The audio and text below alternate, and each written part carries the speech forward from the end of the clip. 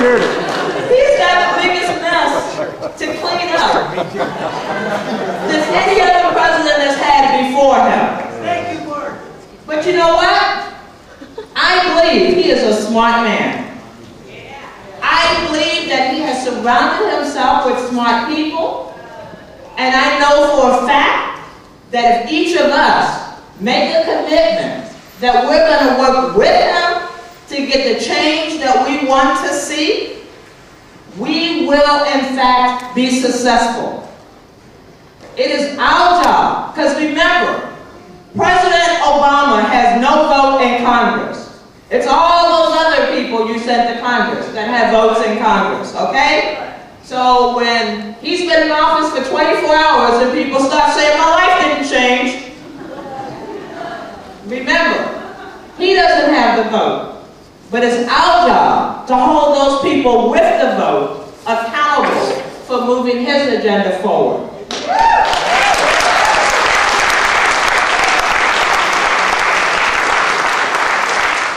As Dr. King said, I may not live to get to the promised land with you, but I have a vision of what's possible.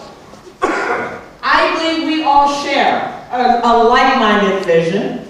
We want to live in a city that respects everyone with dignity and respect, regardless of where they live, how much money they have, what color their skin is. We want to live in a city that creates opportunities for everyone. We want everyone to succeed in our city. And it shouldn't matter where you work, that you should have access to affordable quality health care. What Dr. King said, $10 beers on the sidewalk. what Dr. King said was that one of the biggest crimes in our society was not providing health care to everyone who needed it. Now, we have an opportunity this year to get health care in Oregon for every man, woman, and child. But the only way we're going to get it is if you join me at the legislative body making sure that they pass health care for everyone. Doesn't matter where you started life, but if you're an Oregonian, you deserve affordable quality health care. And now,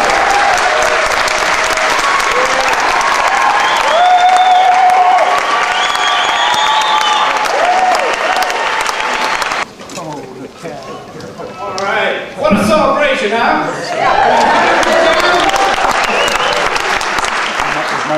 We came here to celebrate today. Are you feeling like you're having a celebration? Yeah! Stand up and celebrate! Stand up on your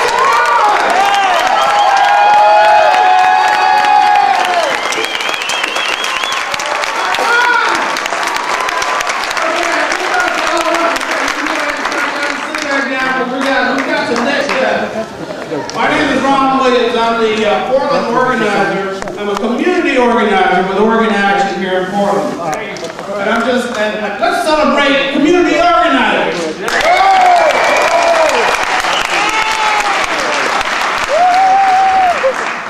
Barnard and I go way back organizing here in Portland. What we're going to do right now, we're going to do what most organizers do, is we're going to give you guys some next steps.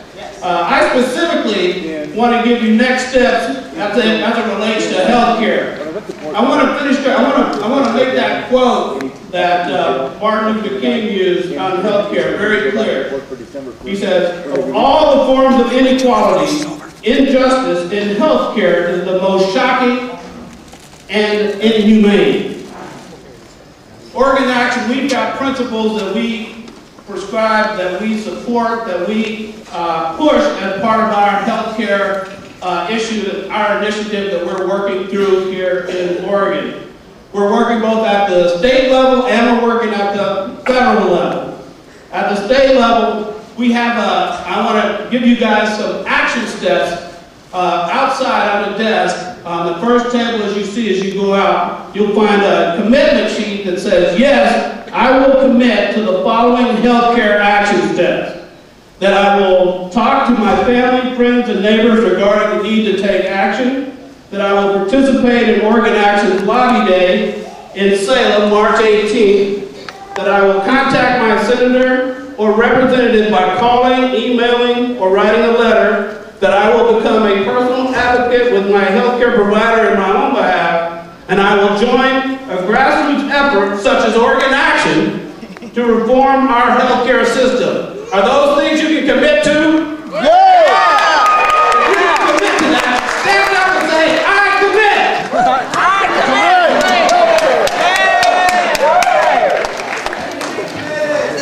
Okay.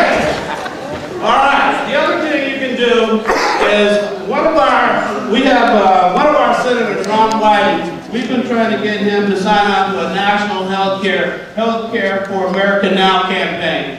And outside on the desk, we have commitment cards, or we have cards where you can actually put a stamp on it and send it to Senator Wyden, telling him to support Healthcare America Now. And that's something that we need you to do, and we're asking you to fill out our cards, put a stamp on it, and send it to Senator Wyden. We need to get him on board fully. Don't you agree?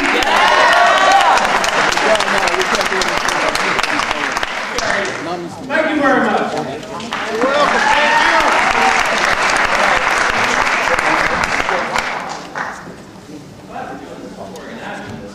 Good.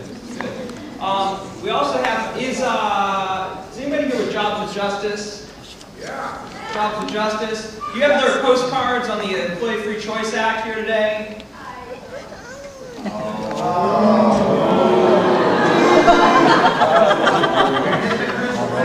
Put you on the spot. We have also out front, I just want to call this out, apparently in the state of Oregon, we have no civil rights division in our Oregon Attorney General's office. This is something that I learned today that I was actually kind of shocked and dismayed to learn. There's a petition that also is outside on the table, so people could take a moment to sign that petition to convince the governor to restore funding so that we can have a civil rights division in our Oregon Attorney General's office. People should take a moment. It's blue paper outside on the tables. Please take a moment to do that. Now, Sisters of the Road, with Oregon Action, with Central City Concern, with other organizations, we're going to be looking a lot in the coming next few months at the county budget cycle, the state budget cycle, the city budget cycle, because what we're seeing is that the work that Sisters, other organizations do, actually Sisters doesn't take public money in that way, but a lot of our folks that do service providing for people who are low income in our city or people experiencing homelessness in our city, we're looking at losing a lot of that money. The history in our city is that we have had things like a sit-lie ordinance that says you can't sit on the sidewalk in downtown. In exchange, there's a notion that there might be services. If there are no services, there ought also not to be a sit-lie law.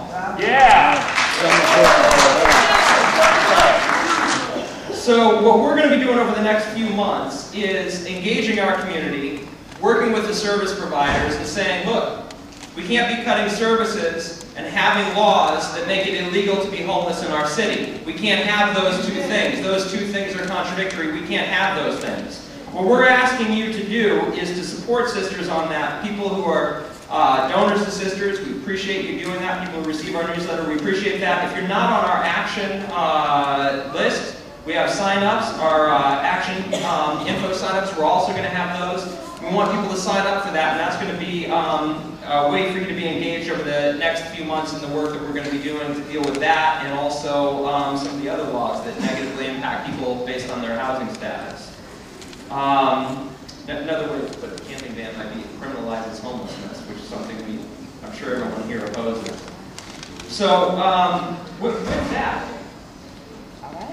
this is our program for today. One thing I do want to make note of is we have folks who are feeling hungry today. We have sack lunches made up, 190 sack lunches for folks to take with them. You can grab those on the way out. And again, we want to thank you very much for coming today. We want to thank you very much for celebrating Dr. King. We want to thank Commissioner Fritz.